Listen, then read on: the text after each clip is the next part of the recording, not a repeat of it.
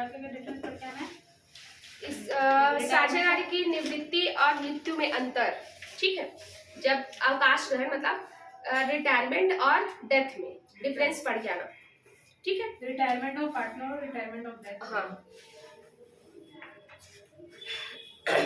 अब देखो, जब किसी साझेदार की मृत्यु होती है ना, तो उस टाइम पे क्या क्या चीज का गणना करना पड़ता है। फर्स्ट है आपका मृत्यु की तिथि तक उसके पूंजी खाते का शेष, कि जब वो रिटायर हुआ उस टाइम पे उसके पूंजी खाते का शेष क्या था। ठीक है, बैलेंस अमाउंट कितना बचा हुआ है। फिर मृत्यु की तिथि तक के चालू खाते का क्रेडिट शेष। चालू खाता और क्या था, एक फिक्स्ड अकाउंट और दूसरा एक कैपिटल अकाउंट और दूसरा होता है करेंट अकाउंट।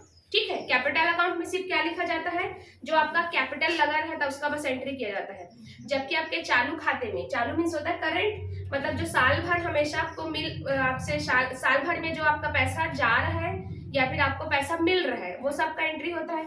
जैसे मान लो कमीशन वगैरह, वेतन वगैरह मिला, सैलरी वगैरह मिला है, या पूंजी पर ब्याज मिला तो उसका एंट्री होगा। आहरण पर ब्याज जो आपको मिला है, आपको देना पड़ा है, वो एंट्री होगा।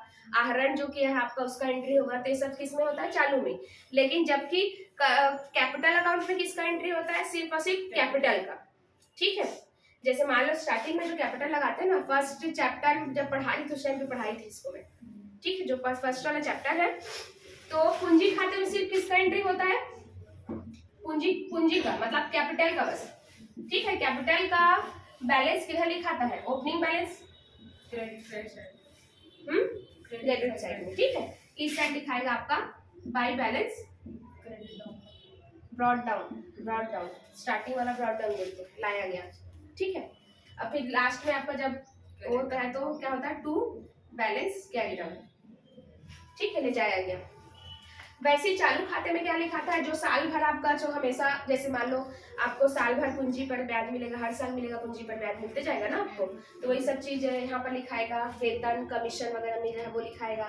इस साइड डेबिट साइड में क्या लिखा था आपका, जो आपने ड्राइंग किया है वो लिखाएगा, और इंटरेस्ट ऑन ड्राइंग वो भी लिखाएगा। आहरण और आहरण पर ब्याज दोनों लिखाता है। ठीक है, इसमें डेबिट में ये सब पढ़ा चुकी हूँ, बस रिपीट करा रही हूँ। उसके बाद देखो, अनुबंध के अनुसार मृत्यु की तिथि तक पूंजी पर ब्याज और वेतन और कमीशन का क्या करना पड़ेगा, गणना करना पड़ेगा। ठीक है, जैसे मान लो किसी साझेदार की आज मृत्यु हो गई, तो आज तक में उसका पूंजी पर ब्याज कितना लगा वो देना पड़ेगा, क्योंकि पूंजी पर ब्याज क्या करोगे आप, साल जब बीत जाएगा लास्ट में अंत में बनाते हो ना पूंजी पर उसकी गणना करते हो। तो जैसे मान लो अभी कौन सा मंथ चल रहा है, ये वाला नवंबर, जैसे नवंबर तक का आपको लेना है, तो आप कितना लेते, जैसे मान लो उसने पूंजी लगाया है 1 लाख का, तो 1 लाख का अगर मान लो 5% है, और अभी नवा वो चल रहा है ना, क्या है 11वां मंथ, तो मतलब 3 4 तो 8 महीने का लगेगा, 8/12 लगेगा ना पूंजी पर ब्याज, क्योंकि 8 महीना बस हुआ है। ठीक, आपका उसमें अप्रैल में मार्च में कितना होगा, 12वां महीना। अभी तो सिर्फ क्या चल रहा है आपका नवंबर, तो नवंबर लास्ट हो गया, तो सिर्फ कहाँ तक मिलेगा उसको, 8 महीने तक का बस मिलेगा। ठीक है, तो उस डेट में कितना आएगा इसको लिखना है। फिर वेतन कमीशन, फिर अगला बोला है मृत साझेदार की ख्याति का भाग। अब जो जिसका डेथ हुआ है उसका ख्याति में कितना हिस्सा है उसका भी कैलकुलेशन करना पड़ेगा उस डेट पे। फिर आपको बोला है कि जो संचित कोष या फिर अविभाजित लाभों में मृत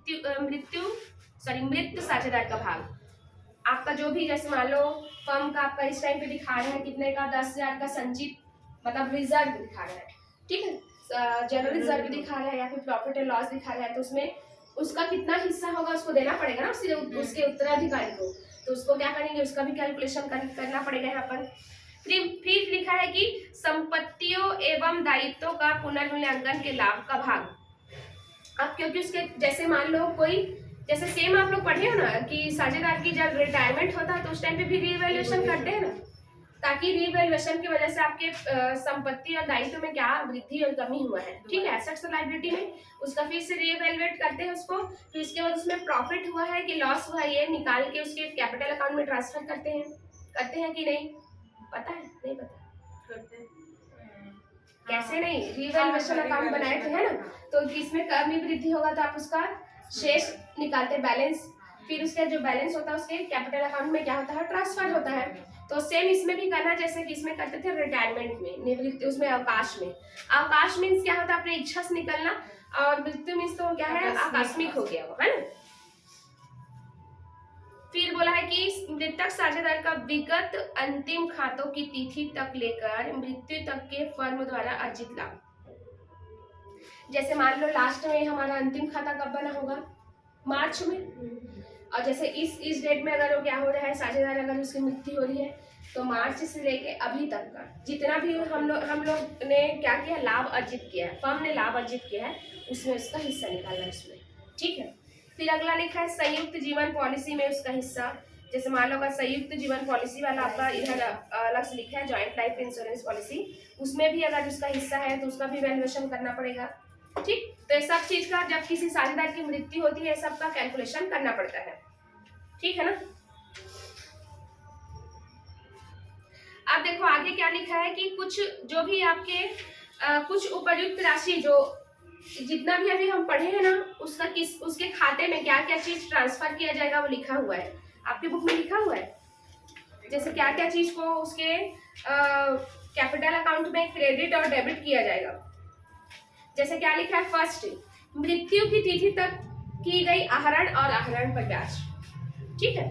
जैसे उसका कैपिटल अकाउंट बनाएंगे, कैपिटल में इस साइड क्या लिखा था आपका, डेबिट साइड में ड्राइंग और इंटरेस्ट ऑन ड्राइंग, ये लिखा था है इंटरेस्ट ऑन ड्राइंग, ठीक है। क्या चीज, आहरण और आहरण पर ब्याज, खाते में वो जो मरा उसके खाते में, हाँ किसी भी के खाते में। जैसे मान लो जो भी साझेदार का जो कैपिटल अकाउंट बनता है ना, या फिर करेंट अकाउंट, तो ये इसके डेबिट साइड में जितना भी क्या होता है उसको, ये एक्सपेंस ही है उनका, इसलिए डेबिट में आ रहा है, हाँ डेबिट साइड आ रहा है, ठीक है। और इस साइड में क्या होगा, उसको मिलने वाला जितना भी चीज मिलता है, जैसे मान लो उसको वेतन मिल रहा है, कमीशन मिल रहा है, और प्रॉफिट एंड लॉस में उसको इंटरेस्ट ऑन कैपिटल मिल रहा है, और लास्ट में उसको क्या मिल रहा है, प्रॉफिट एंड लॉस का हिस्सा, चाहे रीवैल्यूएशन हो, चाहे प्रॉफिट एंड लॉस का एप्रोप्रिएशन अकाउंट का लाभ हानि नियोजन खाते का जो लाभ है वो मिल रहा हो, वो सब किधर लिखा था, इस साइड, ठीक है। और हानि रहेगा और खर्चा रहेगा किस साइड दिखाएगा, डेबिट साइड में, ठीक दिया है। तो देखो इसमें क्या लिखा है कि जब, और दूसरा चालू खाते का डेबिट शेष, अगर मान लो अलग अलग बना, पूंजी खाता और चालू खाता, मतलब करेंट अकाउंट और कैपिटल अकाउंट अलग बना तो उसका डेबिट शेष लिखाएगा यहाँ पर। फिर पुनर्मूल्यांकन की हानि का भाग, अब क्या होगा, रीवैल्यूएशन होगा, अभी बताइए ना। जैसे मान लो प्रॉफिट हुआ पुनर्मूल्यांकन, रीवैल्यूएशन में अगर लाभ हुआ है तो किस साइड लिखाएगा, क्रेडिट में, और यही अगर क्या है हानि है तो किस साइड लिखाएगा, डेबिट में, ठीक। फिर उसके बाद अगला लिखा है कि व्यापार में हानि का भाग, जैसे मान लो और बिजनेस में कुछ किसी भी प्रकार का हानि हुआ है वो भी किस साइड लिखाएगा, आपका डेबिट साइड में ही लिखाएगा। फिर अगला लिखा है फर्म से प्राप्त ऋण या ऋण पर ब्याज, जैसे फर्म से प्राप्त, जैसे मान लो आपने कोई ऋण लिया होगा फर्म से, दो कंडीशन था ना, बताई थी कि नहीं। जब आप स्टार्टिंग में पैसा लगाते हो कैपिटल के रूप में रहता है। जैसे मान लो अगर फर्म को क्या पड़ गया, बाहर से लोन लेने का जरूरत पड़ा, तो फर्म क्या करता है, एक बार कम से कम साझेदार से पूछ लेता हूँ तुम लोग देने के लिए रेडी है क्या। तो जैसे मान लो अगर साझेदार कोई देने के लिए इच्छुक है, उसके पास है अगर, तो वो अगर दिया वो तो क्या कहलाएगा, फर्म को ऋण दे रहा है, तो उस पर क्या मिलेगा, उसको ब्याज मिलेगा, क्योंकि एक्स्ट्रा पैसा दे रहा है ना वो कैपिटल के अलावा। तो उसको उसमें क्या करना पड़ेगा, फर्म को जो साझेदार है उसको ऋण का पैसा तो वापस करना ही पड़ेगा, प्लस उसको क्या का पैसा वापस करना पड़ेगा, ब्याज का, ठीक। वैसे दूसरा कंडीशन ये भी है कि अगर हमने फर्म से पैसा उठा लिया है, जैसे मान लो हम क्या है यहाँ पर साझेदार है, अब मुझे जरूरत पड़ रहा है पैसा का किसी भी रीजन के लिए, तो मैं बाहर से लेने से अच्छा क्या करूँ, फर्म से पैसा निकाल लूँ, ठीक। तो मैं क्या करूंगी, फर्म को जितना पैसा निकाली हूँ ऋण के रूप में वो तो देना ही पड़ेगा, प्लस उस पर ऋण पर ब्याज भी देना पड़ेगा, ठीक। तो वही लिखा है यहाँ पर, फर्म से प्राप्त ऋण, मतलब मैं प्राप्त करी फर्म से, तो उस पर ऋण प्लस ऋण की ब्याज की राशि दोनों का क्या करना पड़ेगा, भुगतान करना पड़ेगा, उसमें उसका भी एंट्री करना पड़ेगा। अब क्योंकि ये ऋण लिया है तो किस साइड आएगा बताओ, लोन लिया है तो इस साइड डेबिट में आएगा, ठीक है। फिर बस अब फर्म की अविभाजित हानि में मृतक साझेदार का हिस्सा, जैसे अविभाजित हानि जिसका प्रॉफिट एंड लॉस का जो अनडिस्ट्रीब्यूटेड होगा उसको भी क्या करोगे, बांटोगे, तो इधर लिखाएगा वही हानि है, इसलिए डेबिट में लिखाएगा। गुडविल का वैल्यू, हाँ गुडविल का वैल्यू एक वैल्यूएशन तो इधर नीचे लिखा है, देखो इसमें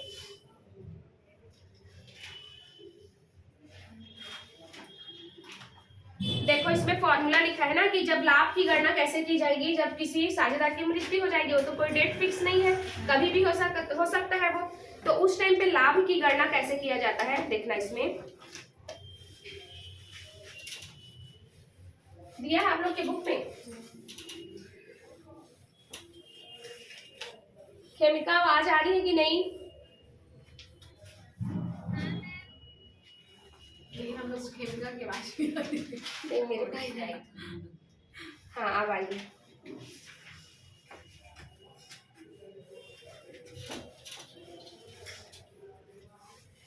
चलो देखो लाभ की गणना।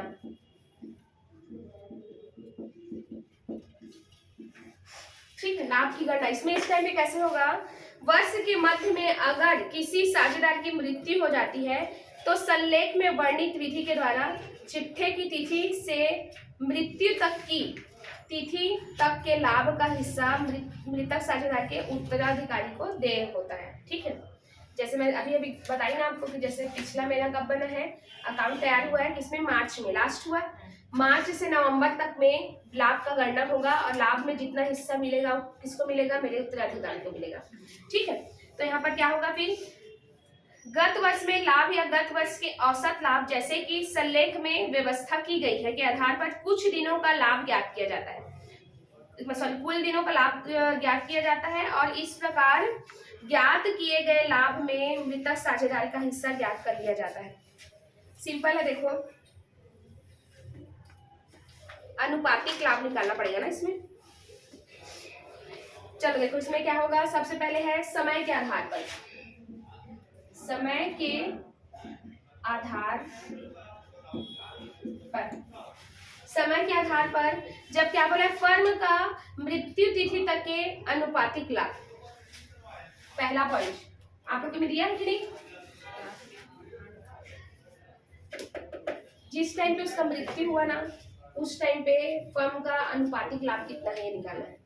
टोटल 365 दिन होता है ना, तो और जिस दिन पे खत्म हुआ है उस वाले में मतलब मृत्यु हुआ है उस डेट तक में कितना है लाभ ये निकालना रहेगा इसमें।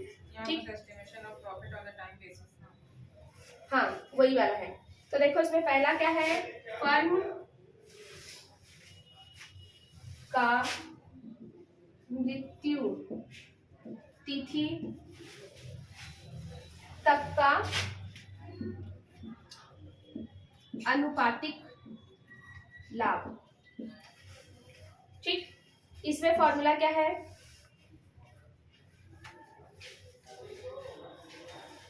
जो आपका पुराना जो चिट्ठा बना है, बैलेंस शीट बना है, क्या लिखा है, गत चिट्ठे में मृत्यु तक के दिन की संख्या। जैसे वो कब बनता है, 31 मार्च में बना है। ठीक है, लास्ट। और जैसे मृत्यु आज कितना डेट है, तारीख कितना है आज, 29 है ना, तो उस दिन से लेके आज तक का 29 दिन आज का। जैसे मान लो मार्च हो गया, अप्रैल में जितना पूरा दिन है वो अप्रैल की, मई, जून, जुलाई, अगस्त, सितंबर, अक्टूबर, नवंबर, यहाँ तक का पूरा डेट को क्या करोगे, गिनोगे, मतलब दिन को, डेज को, इनटू विगत वर्षों का औसत लाभ। पहले तो आप ये लिखेगा ऐसे, विगत वर्षों का औसत लाभ, यहाँ पर क्या होगा, कुल दिन मृत्यु तक का। ठीक है, डिवाइडेड बाय 365। जैसे मान लो कितना दिन होगा, जैसे 365 है तो 3 महीना 3 90, मतलब 120 दिन लगभग घटा दो। जैसे मान लो कितना आया होगा टोटल, जैसे मान लो गिन के कितना आया यहाँ पर, 120 दिन आया इसके मृत्यु तक का, तो ऐसे 120 ऊपर रखोगे और नीचे 365। टोटल कितना डेज होता है आपका, 365। तो ऐसा बना इसका फॉर्मूला। ठीक है, क्वेश्चन में दिया रहेगा। हाँ, विगत वर्षों का औसत लाभ आपके क्वेश्चन में दिया रहेगा, नहीं दिया रहेगा तो आपको कैलकुलेट करना है। जैसे मान लो 3-4 साल का लाभ कितना दिया है, फिर औसत लाभ निकालना है, एवरेज लाभ जो एवरेज प्रॉफिट वाला, तो उसके बेस पे आप यहाँ पर निकाल लोगे उसको। से आपको कुछ नहीं करना होता, गिन के लाना है। ईयर बोलेगा तब 365 करेंगे ना। हाँ, समय के हिसाब से, दिन में ही तो निकलेगा ना, मंथ में थोड़ी निकलेगा। जिस डेट पे वो उसका मृत्यु हुआ हुआ। ठीक है, फिर क्या बोला है, हाँ माइनस करेंगे, ये जितना है उतना या तो अपना 365 मुद्दे माइनस कर दो, जितना दिन वो नहीं जब आपको क्या करना है, 1 अप्रैल से जिस डेट को उसका मृत्यु है वहां तक गिनना है। ठीक, चाहे आप 365 में जितने दिन वो नहीं रहा उसको माइनस कर दो, या फिर स्टार्टिंग में मतलब 1 अप्रैल से लेके जब खत्म हुआ है, मतलब उसका मृत्यु हुआ है तब तक का डेट गिन लो। ठीक है, अभी क्वेश्चन हम बनाएंगे, देखना समझ में आएगा अच्छे से। अगर इसमें माह में भी बोला है, इसमें माह में भी अलग से है। हाँ वही हमें कुछ हाँ मंथ में भी है। फिर देखो क्या लिखा है यहाँ पर, मृतक साझेदार के लाभ का हिस्सा। अब यहाँ पर क्या होगा, मृतक साझेदार के लाभ का हिस्सा, फर्म का अनुपातिक लाभ इनटू मृतक साझेदार का हिस्सा। सिंपल, जितना भी लाभ आया है ना उसमें उसका हिस्सा कितना होगा ये निकालना पड़ेगा। जैसे मान लो आपके फर्म का 40,000 वो है लाभ, उसका शेयर जैसे मान लो कितने हिस्से के लिए 1/3 भाग के लिए आया होगा, जैसे इक्वल रहा होगा तो ठीक है, तो इसमें इसका 1/3 में कितना आया ये निकालना है। ठीक, तो देखो मैं इसमें एग्जांपल बताती हूँ, आप लोग को समझ में आएगा अच्छे से, क्वेश्चन के उसमें रहेगा। तो फॉर्म में क्या लिखा है, संतोष, विनोद और गोलू साझेदार। ठीक है, फिर जो लाभ हानि 4-3 में बांटते हैं। एक मिनट,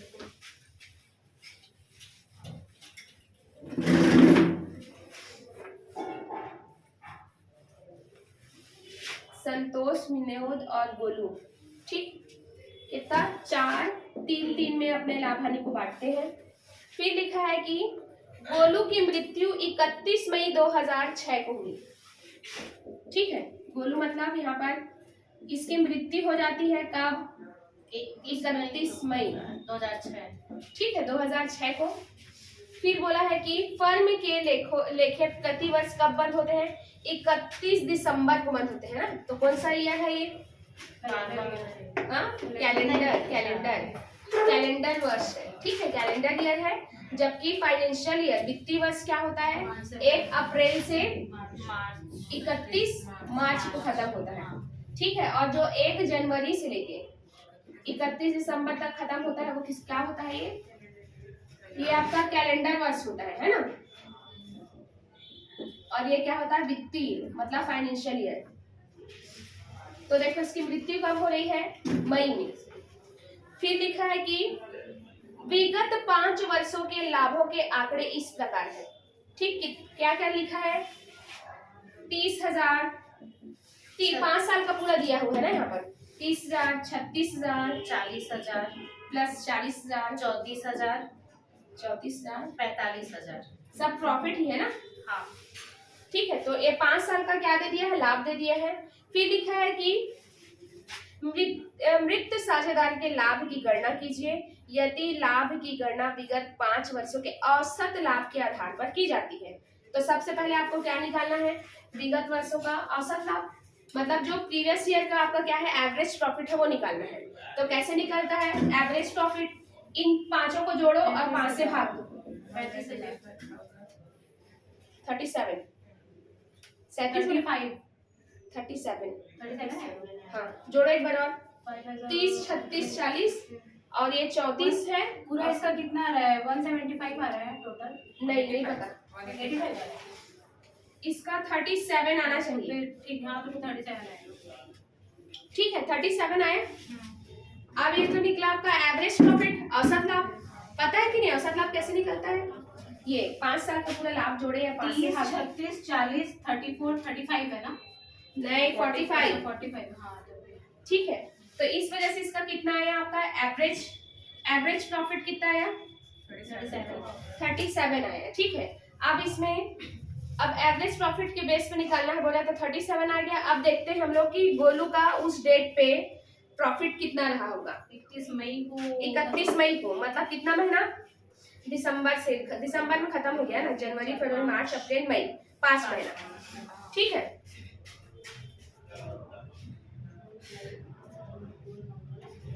तो 5 महीने का लाभ 5/12 करेंगे ना मैम। हाँ 5/12 और इसमें ये जो 37,000 की किसी को 5/12 करेंगे, फिर जो आंसर आएगा उसको उसके शेयर में बांटेंगे। हाँ दिया आप लोग के में क्वेश्चन ही वाला, दिया नहीं दिया दूसरा, मतलब हाँ मतलब ऐसी पैटर्न दिया।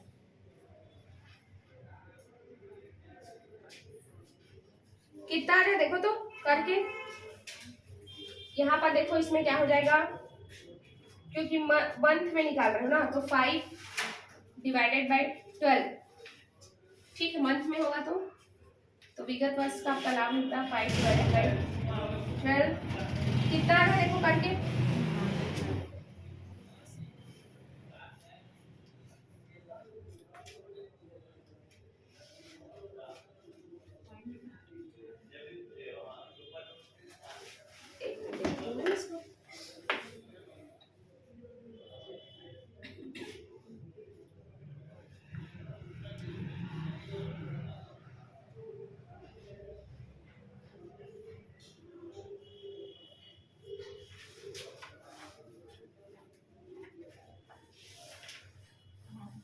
कितना आ रहा है आप लोग का, पॉइंट में आ रहा है, ये है 37, पॉइंट में आ रहा है। हाँ पॉइंट नहीं आएगा डिवाइडेड बाई,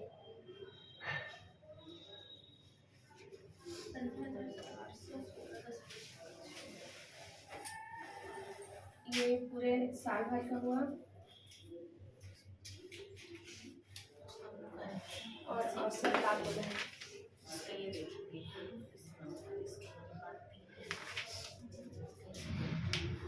कितने आ रहे हैं मैम, 4624 आया है ये। नहीं नहीं, गलत है ना, 37 साल है, मई मतलब दिसंबर जनवरी पॉइंट में नहीं है।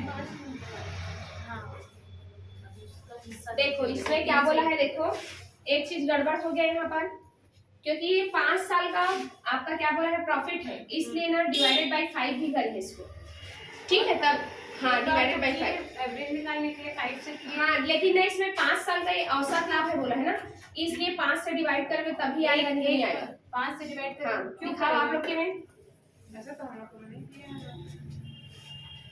ये वाला क्वेश्चन पीछे है। ये नहीं कि ऊपर 5 पे बात है ना, इसमें क्या गड़बड़ी हो गया है पता नहीं, वैसे दिया है इसमें कि क्या बोला है कि यदि लाभ 5 वर्षों के औसत लाभ के आधार पर होता है।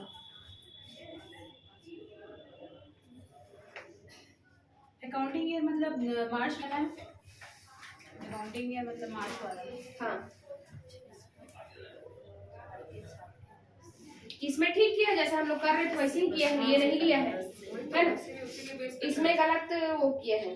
तो चलो देखो इसको निकालोगे तो कितना आएगा बताओ, 15,416.67, ठीक है। अब इसमें क्या देखूंगी, जो हमारा साझेदार जिसकी मृत्यु हुआ है उसका हिस्सा देखते हैं, ठीक है, कितना आएगा उसका हिस्सा ये देखेंगे। एक बार आपका भी क्वेश्चन दूंगी यहाँ पर, तो कितना हो जाएगा, ये कितने के लिए था इसका हिस्सा, 4,000 समथिंग कुछ आएगा, 4,600, 3/10, तो कितना आएगा, इसका हिस्सा निकालो, 4,624.9, 4,624, देखो आप लोग भी, नहीं नहीं 998, हाँ 998, मतलब इसको आप 25 भी ले सकते हैं, 4,625 भी ले सकते हैं। इसमें आंसर कितना आया मैं, इस वाले में 925 आया है, वही एक बार और डिवाइड कर देना 5 से, 925 है, हाँ एक बार और 5 से डिवाइड किया है, जैसे यहाँ पर ना एक बार और 5 से डिवाइड किया। आप लोग का 37 आया था उसको एवरेज निकालने पे, हाँ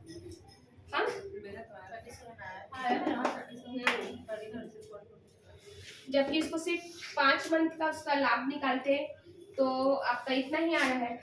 चलो यही सही है, क्योंकि ना इंग्लिश वाले बुक में ऐसे ही बना के दिया है उसको। चलो देखो क्वेश्चन इसका देती हूँ अब मैं, हाँ समझ में, जो उसका एवरेज प्रॉफिट आया उसमें उस डेट तक का, जब उसका मृत्यु हुआ उस डेट तक का उसका प्रॉफिट कितना है, यहाँ पर 5 महीने तक का प्रॉफिट सिर्फ 15,416 रुपए कुछ पैसे है ना, तो उसमें उसका हिस्सा निकालेंगे, सिंपल, कितना है उसका हिस्सा, थोड़ा सा कैलकुलेशन का स्टफ पड़ेगा है ना उसमें।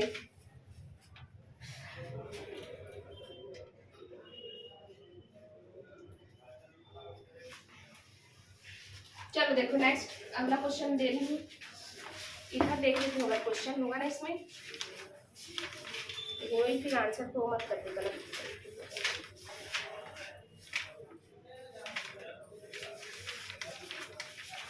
छोटा क्वेश्चन दिया होगा दे देती हूँ। क्यों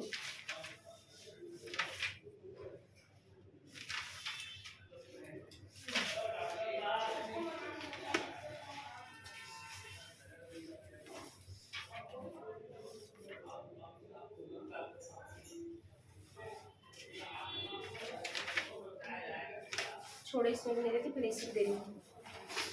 चलो क्वेश्चन देखो, ऐसे ही सेम बनाना है आपको।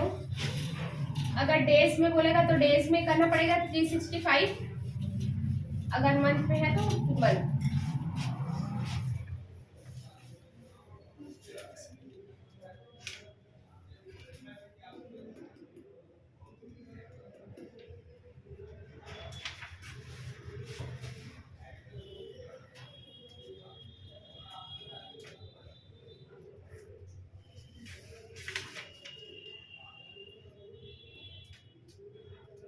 जैसे अगर कोई पार्टनर है मैम, वो 28 फरवरी को खत्म हो गया, तो उसका कैलकुलेशन कैसे करेंगे?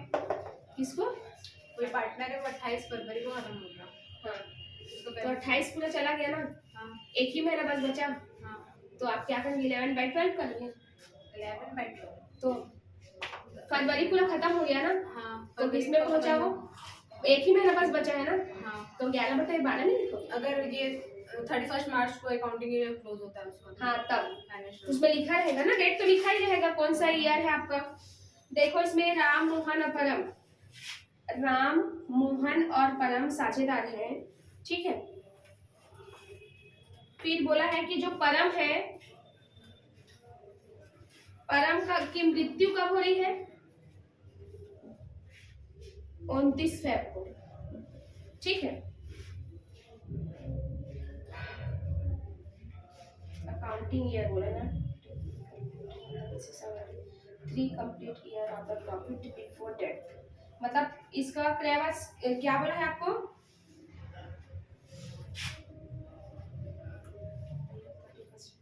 हाँ, 3 साल का इसका प्रॉफिट दिया है 80,000 प्लस 90,000 प्लस 1 लाख, ये 3 साल का प्रॉफिट दिया हुआ है। फिर बोला है कि आपको कैलकुलेट करना है कि इस डेट तक में इसका जो परम है, मतलब 30 का हिस्सा कितना होगा। और यहाँ पर बताया नहीं क्या इसका हिस्सा कितना है, कुछ भी बोला है। मतलब ये कितने हिस्से वाले होंगे लोग? 1:1, ठीक। तो इस क्वेश्चन को बना के दिखा, इस क्वेश्चन को बनाना ना। केमिका समझ में आ रहा है? सेम अभी बनवाई हुई ऐसी क्वेश्चन है ये।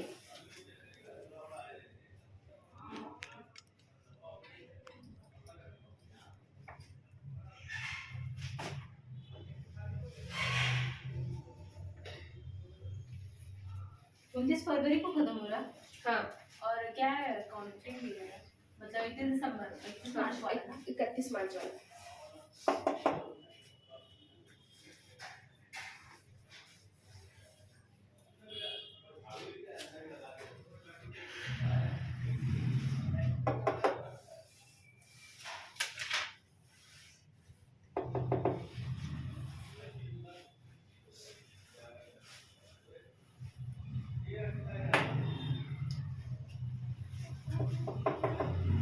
कितना है, बन रहा है कि नहीं?